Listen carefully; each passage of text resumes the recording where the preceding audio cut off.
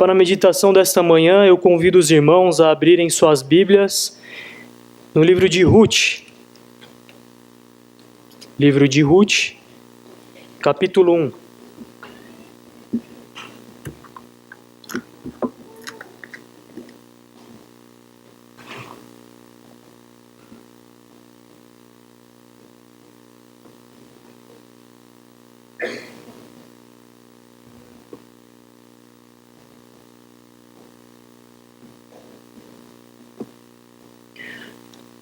Juízes, Ruth.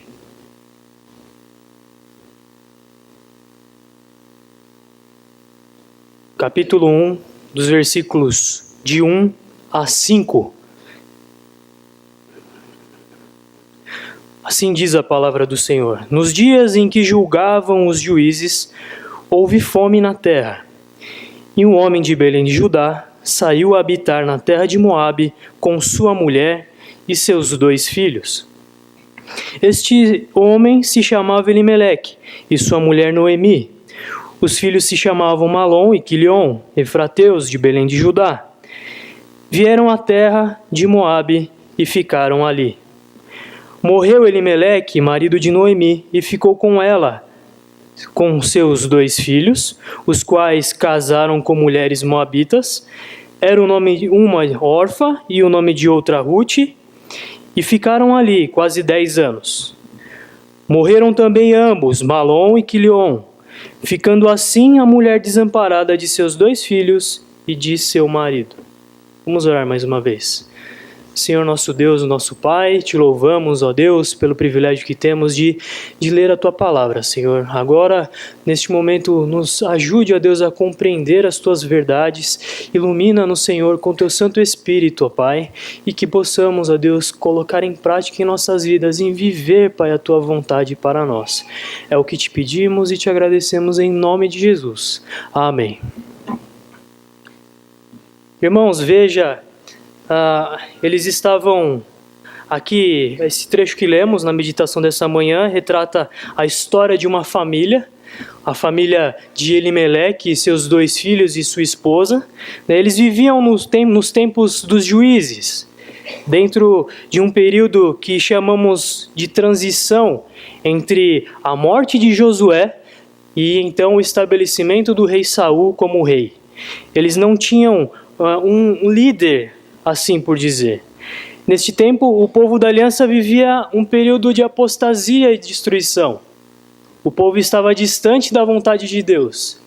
Eles não buscavam e não tinham mais o agir, ou como posso dizer, a questão da palavra como regra de fé e prática na vida deles. A palavra de Deus estava distante e eles faziam aquilo que queriam. Um versículo que traduz aquele tempo, aquele contexto em que eles viviam, é que não havia rei em Israel. Cada um fazia o que parecia bem aos seus olhos. Aquele povo vivia de acordo com a sua vontade e não considerava aquilo que era a vontade de Deus. Nesse período, a família de Elimeleque, então, a sua esposa e filhos enfrentaram um grande problema. Eles enfrentaram a fome que houve na terra de Belém. E então, eles saíram, a atitude deles foi sair da terra de Belém e se dirigirem à terra de Moabe. Lá, houve a primeira morte. Elimeleque morre, e então, seguindo assim a sequência cronológica, os seus filhos morrem, eles casam-se, primeiramente, eles se casam, e depois esses 2 filhos também morrem. E por fim vemos retratado Noemi e suas 2 noras viúvas. Né? Esse pequeno trecho que apresenta, podemos assim por dizer, uma ordem cronológica grande, assim, retrato ele até relata que se passaram 10 anos em que eles estavam na terra de Moabe. Né? Esse é o retrato que temos, essas informações que temos, e eu queria meditar com os irmãos essa manhã algumas lições que temos desses 5 versículos preciosos que a palavra de Deus nos diz. A primeira deles é que o tempo em que vivemos hoje, nos nossos dias, é muito parecido e se assemelha muito ao que viviam os tempos dos juízes. É um tempo muito parecido. A partir do pecado original, há uma tendência natural do homem em fazer a sua vontade, de buscar autonomia, de querer fazer aquilo que lhe é próprio, ou aquilo que ele pensa, ou aquilo que ele acha que é certo. Este povo viveu assim, eles viviam assim. Os padrões de Deus não eram considerados, mas também hoje vivemos assim. A sociedade em que vivemos hoje se afasta de Deus, despreza o Senhor, não considera a vontade de Deus para suas vidas. Eles rejeitam o padrão de Deus, naturalmente. A sociedade nos prega hoje que cada um deve viver segundo a sua própria vontade. Cada um, irmãos, pode ser o que quiser. Cada um pode escolher qual deve ser a sua sexualidade. Se é homem ou mulher, um grande conflito que vivemos em nossos dias. Eles buscam autonomia, mas a palavra de Deus não nos diz isso. E quando muitas vezes expomos a vontade de Deus para essa sociedade caída e perdida, somos taxados, homofóbicos, que preconceituosos. Eles não querem ouvir a verdade, não desejam, não suportam ouvir a verdade. Ou até mesmo a questão do casamento, irmãos. O desprezo, a falta de importância que o povo tem para o casamento. Se aquela expectativa que você tinha, você não tem mais, ou aquela expectativa que você tinha do seu parceiro já não satisfaz os seus desejos, troque de esposa, troque de marido.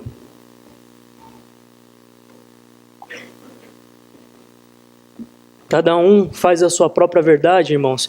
E esses são apenas alguns exemplos para demonstrar como o povo tem vivido segundo a sua própria vontade, buscando apenas os seus interesses. Vemos que até mesmo na igreja recebemos esses reflexos. Temos esses reflexos. Os filhos que possuem uma instrução dos seus pais baseada na palavra de Deus, instruções segundo a vontade do Senhor, preferem viver uma vida autônoma, uma vida separada. Eles não respeitam os seus pais, eles querem viver livres. O desejo de fazer a sua própria vontade. Isso não está distante de nós, irmãos. Também temos vivido isso. O homem, por fim, levando-se ao extremo, se torna o seu próprio Deus. A sua vontade é o que motiva a sua vida. A sua vontade é o que dirige o seu dia a dia, o seu ser. E isso lhe causa destruição, perdição e morte. O homem torna o espaço que é dedicado e feito para o próprio Deus, ele preenche com ele mesmo. Ele tenta satisfazer o vazio que ele tem de Deus com ele mesmo. E assim, sabemos que a destruição e a morte. Mas vejamos, irmãos, mesmo diante dessa circunstância, mesmo diante desse contexto que eles viviam nos tempos de juízes, podemos ver a graça de Deus na vida daquele povo, e em todo o povo de Deus, assim na história. Vemos que o povo desobedece a Deus, Deus primeiro dá a sua instrução, fala o que é necessário, o que ele exige do seu povo. Esse povo se afasta do Senhor, não faz a vontade de Deus, desobedece ao Senhor. Isso vai trazer para eles consequências ruins. Deus age graciosamente, mais uma vez, restaurando o seu povo, transmitindo a sua vontade para eles, e o povo cai novamente. Parece um ciclo constante. Deus age com graça e o homem cai. Deus age com graça e o homem cai. O Senhor continua agindo hoje, irmãos, da mesma maneira, agindo graciosamente com o seu povo, um povo que por natureza é rebelde, que não quer e não busca fazer a vontade do Senhor. Deus continua agindo com graça hoje. Nós não devemos, vamos olhar para os sacrifícios estabelecidos por Deus em favor dos pecados. O próprio Deus instituiu isso como um símbolo, apontando para Cristo, aquele que viria e tomaria para si os pecados do mundo, e ele foi feito a ira, ele tomou a ira, ele saciou a ira de Deus com a sua vida. Ele se entregou, ele veio para tirar o pecado do mundo, ele se fez maldição em nosso lugar, porque ele tinha que satisfazer a vontade de Deus. O pecado não somente é esquecido, ele é satisfeito. E Cristo Jesus, o nosso Senhor, é que satisfaz esse desejo. Também podemos ler e meditar nesta manhã que em meio às dificuldades, devemos primeiramente buscar a vontade de Deus. Ironicamente, irmãos, Elimeleque e toda a sua família eram de Belém de Judá, que significa a casa do pão. Porém, com a fome, com a situação que eles viviam, ele foi buscar auxílio, ele foi buscar o pão que ele necessitava em outros lugares. Eles foram buscar na terra de Moabe. Mas qual é o problema de eles irem até Moabe? Primeiro, que Moabe é descendente de Ló, de um relacionamento de incesto com seu filho, com sua filha. Moabe também tentou impedir os israelitas quando eles estavam no deserto. Eles não auxiliaram, não deram o pão para o povo de Deus enquanto eles estavam no deserto. Vemos também em Números 25:1 que as mulheres moabitas seduziram o povo de Deus, os homens do Senhor, aqueles que faziam parte da aliança, levaram eles, seduziram e fizeram com que eles adorassem um falso Deus, Baal Peor. Os moabitas também foram excluídos da Assembleia de Deus. Vemos em Deuteronômio 23, de 3 a 6. E mais próximo desse contexto, em Juízes 3, de 15 a 30, nós vemos a opressão que o rei Eglon, rei de Moabe, exercia sobre Israel. Grande ironia. Ele estava na terra prometida, Elimeleque e sua família. Deus havia prometido uma terra. Deus havia dado essa terra para esse povo. Eles deveriam viver ali. Mas ele buscou o sustento em terras estrangeiras. Num povo que teve muitos problemas com o povo de Deus. A princípio, parece nobre a atitude dele. E até nos lembramos do feito de Jacó, quando se dirigiu ao Egito buscando sustento, buscando o pão. Mas veja que é nobre essa atitude, o papel do homem querendo exercer o papel de sustentador, o mantenedor do lar, aquele que supre as necessidades de sua família. Mas Elimeleque, e a palavra de Deus não registra, ele não olhou para Deus. A sua prioridade não foi descansar no Senhor diante da sua dificuldade. Ele não entregou ao Senhor os seus anseios, aos seus problemas. O que estamos dizendo é que ele não confiou na providência de Deus. Ele não confiou no Senhor. Ele somente pensou em satisfazer o seu desejo ou a sua necessidade e não se atentou a isso, não se atentou à vontade de Deus. Ele não considerou o risco que ele tinha de ir para terras estrangeiras, o risco que ele tinha de fazer ele não cumprir com a vontade de Deus e também levar toda a sua família a não fazer a vontade do Senhor, a se misturar com outros povos, a viver como aqueles povos idólatras viviam, povos que tinham vários deuses, adoravam falsos deuses. Mas, meus irmãos, vejamos também a graça do Senhor nessa ação. Vivemos que da terra de Belém, onde não tinha pão, Anos mais tarde, milhares de anos, aquele que é o pão da vida, o Senhor Jesus Cristo, desceu ao céu, veio como homem, nasceu em Belém e trouxe a satisfação ao seu povo. Aquele que deu a vida ao seu povo, que veio trazer vida àqueles perdidos. Também vemos que, mesmo distante, mesmo diante das dificuldades, dos problemas ou de situações que olhamos para elas e pensamos, como é difícil isso, como é difícil, que situação complicada. Deus tem os seus propósitos e continua a cumprir os seus propósitos. Veja que por fim Noemi estava sofrendo. Primeiro perdeu seu marido, depois perdeu seus filhos e agora ela está sozinha em terra estrangeira. A vida de Moabe não era como eles esperavam. Eles pensaram que poderiam ser supridos das suas necessidades e ali viver tranquilamente, talvez. E assim voltassem à sua terra, como o texto nos sugere. Quando eles dizem que eles foram habitar na terra de Moabe, habitar no sentido de peregrinar, algo passageiro, não algo temporal, algo fixo. Mas podemos ver esse sofrimento grande de Noemi. Mas mesmo assim, irmãos, se olharmos para frente, se lermos os versículos seguintes, creio que os irmãos já conhecem esse texto, um texto tão conhecido. Vemos aquilo que Deus fez na vida delas, ou como Deus usou a história para cumprir seus propósitos.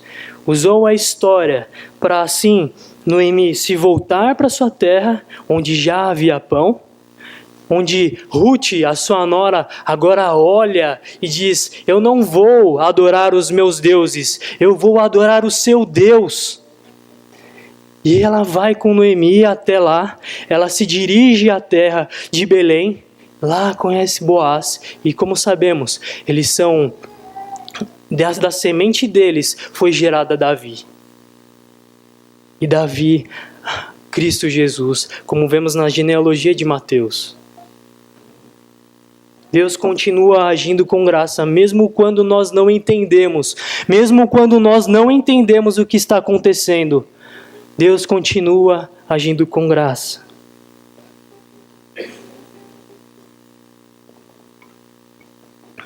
Eu gostaria de também dizer aos irmãos e aplicar aquilo que vimos e meditamos aqui, que nós não devemos nos amedrontar, irmãos. Nós não devemos nos omitir ou nos ocultar diante das circunstâncias da sociedade, diante das dificuldades que sofremos por sermos crentes. Pelo contrário, irmãos, o Senhor nos chama para sermos sal e luz. Nós somos embaixadores de Cristo Jesus. A nossa vida deve refletir a Cristo em tudo o que fazemos. As pessoas devem ver em nós o Senhor Jesus Cristo, pelas nossas atitudes e também pelas nossas palavras. E como estamos lembrando, irmãos, do Dia das Mães hoje, eu queria deixar para as mães um recado. Mães, preguem a palavra aos seus filhos. Ensinem seus filhos a viver segundo a vontade de Deus. Caminhem com eles. Pastoreiem o coração dos seus filhos. Preguem para eles, instruam eles segundo a palavra do Senhor. Ajudem eles a crescer na fé, a viver uma vida reta diante do Senhor. Mas se eles não conhecem a Cristo, se eles não vivem uma vida com o Senhor Jesus, pregue a Cristo para eles. Pregue ao Senhor Jesus para eles. Filhos, preguem a Cristo aos seus pais. Ajudem a seus pais também a viver uma vida reta diante do Senhor. E se eles não creem no Senhor, preguem a Cristo para eles. Preguem o Senhor Jesus para eles. Não desistam, aproveitem a oportunidade, este grande dia que se reunimos para muitas vezes comermos juntos, para termos tempo juntos com a nossa família. Aproveitem essa oportunidade, preguem a Cristo.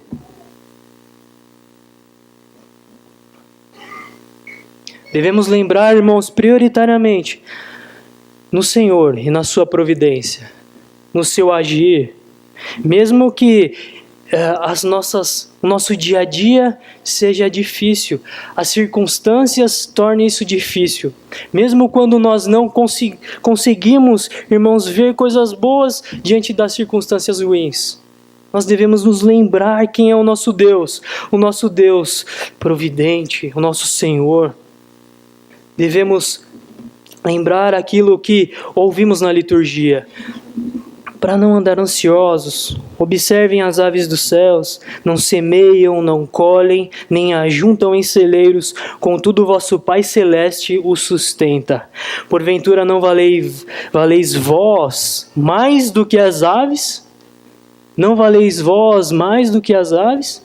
Eu não sei o que vocês estão enfrentando, as suas dificuldades, as suas lutas naturais de cada um. Mas lembre-se do Senhor, irmãos.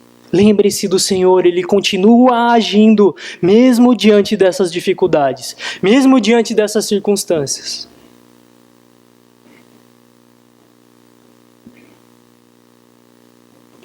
Descanse no Senhor. E por fim, somente encontramos a satisfação plena de nossas vidas em Jesus Cristo, que é o pão da vida. Veja, quem é o Senhor Jesus?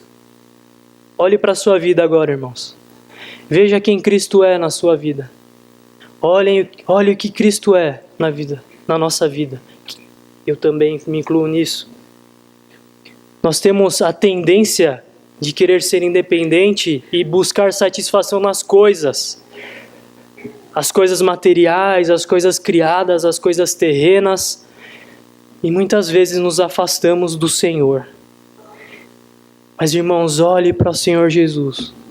Ele é a nossa prioridade, irmãos. Ele é a nossa prioridade. E somente nele iremos encontrar satisfação. Não nas coisas, não nos amigos, não na nossa família, não na nossa igreja, porque somos falhos, irmãos. E as coisas perecem. Mas Cristo não. Ele não muda e Ele é eterno. Olhe para o Senhor Jesus, somente nele há satisfação plena e somente nele encontramos a sermos satisfeitos. Que Deus nos abençoe.